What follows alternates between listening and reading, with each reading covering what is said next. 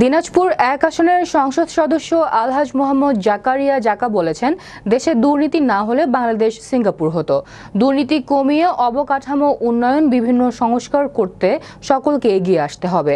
শনিবার সকালে বীরগঞ্জ উপজেলা পরিষদ চত্বরে বাংলাদেশ প্রাথমিক বিদ্যালয় সহকারী শিক্ষক সমিতি বীরগঞ্জ শাখা আয়োজিত নবনির্বাচিত জাতীয় সংসদ সদস্য আলহাজ মোহাম্মদ জাকারিয়া জাকা, নবনির্বাচিত উপজেলা chairman Abu Hossain Bipu, vice chairman engineer Parimal Kumar Roy ও মহিলা ভাইস চেয়ারম্যান আয়েশা আক্তার বৃষ্টি সহ বীরগঞ্জ উপজেলায় 2020, 2023 ও 2024 খ্রিস্টাব্দে যোগদানকৃত সহকারী শিক্ষক বৃন্দের সংবর্ধনা অনুষ্ঠানে মোহাম্মদ নজরুল ইসলামের সভাপতিত্বে প্রধান অতিথির বক্তব্যে তিনি এসব কথা বলেন।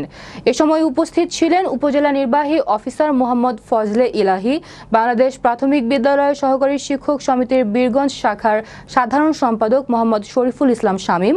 অন্যান্যদের মধ্যে উপস্থিত ছিলেন সহকারী ভূমি কমিশনার রাজকুমার বিশ্বাস সহ অনেকে।